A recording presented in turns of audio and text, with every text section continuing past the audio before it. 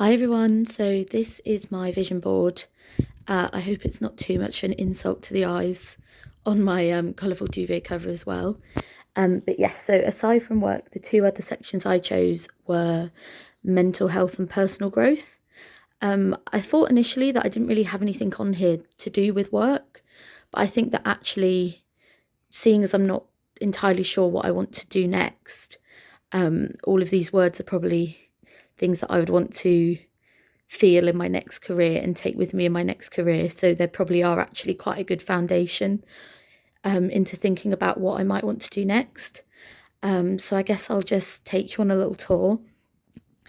So me and Rachel obviously had the same copy of Women's Health because I've got the little cracked face as well. I think this was very much me 6 months ago, before you could say that I cracked. And I had a mental health crisis, quite a bad one.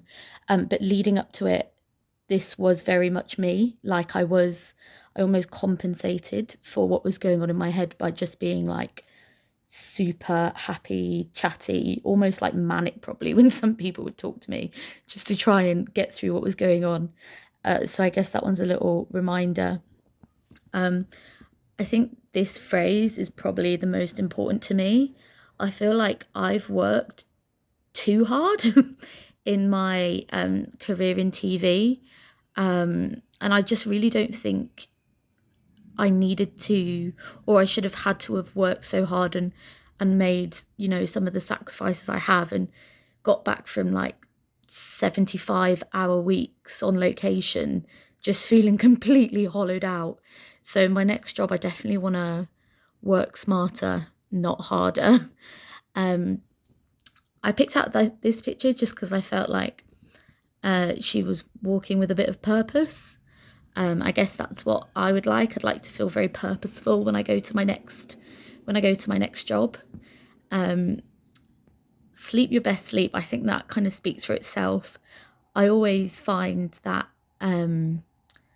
if I'm doing okay mentally, I tend to be good with sleeping. Sleep's usually the first thing that goes, so it's actually really important to me to try and get a good night's sleep.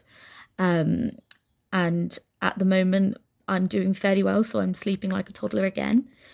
Um, I picked out this quote because it reminded me a lot of a book I read whilst I wasn't doing very well earlier this year, that I told my pod about, called Notes on a Nervous Planet. And it was kind of like a practical guide for mindfulness and cutting yourself some slack when you kind of live in such a fast paced world that you're not really built for. So that's why I picked that one out, with more pillows as well, because I feel like without the sleep, I can't be optimistic about anything. And then this was a quote that I just wrote down um, in my chaotic handwriting, which is actually a quote from Notes on a Nervous Planet, which is resist the guilt of non-doing, find the uncommodified space inside us, the true space. I was really feeling like this for a good few years. It was like everything I did had to have some purpose. I couldn't just do anything for the sake of doing anything, and that's what I've really been focusing on over the last few months, just by doing loads of reading, cross stitch, walks, just doing things for the sake of doing things. I also just picked out this picture because I'd really like to I'd really like to go scuba diving. So maybe once I've got a couple of paychecks from a nice new job in a year's time, I'll finally be able to go and do some training for that. Um, I picked out this one. Um, I know a few people have picked things out like this. Um, I've been trying really hard to be a better listener. I did some training about active listening a few years ago, and recently I've started training to be a Samaritan's listening volunteer. I think being a good listener is probably one of the best traits I feel like a person can have. I always can pick up when people aren't listening, they're just waiting for their turn to speak. So that's something that I'm continuing to work on, um, and trying not to get too excited and butting in with people, because I know as well in work that's a good trait to have too. This one, create a support network to avoid standing alone. When I've had issues in the past, I've had certain friends who've made me feel as if perhaps I'm a bit of a burden. And it's only since I've kind of got rid of that person from my life that I've realised the importance of letting people know how you are, letting people check in, making sure you've got a good support network. So that's just a bit of a reminder of that. Cake. I mean, food is really important to me. And sometimes I just have to remind myself that it's okay to have some cake.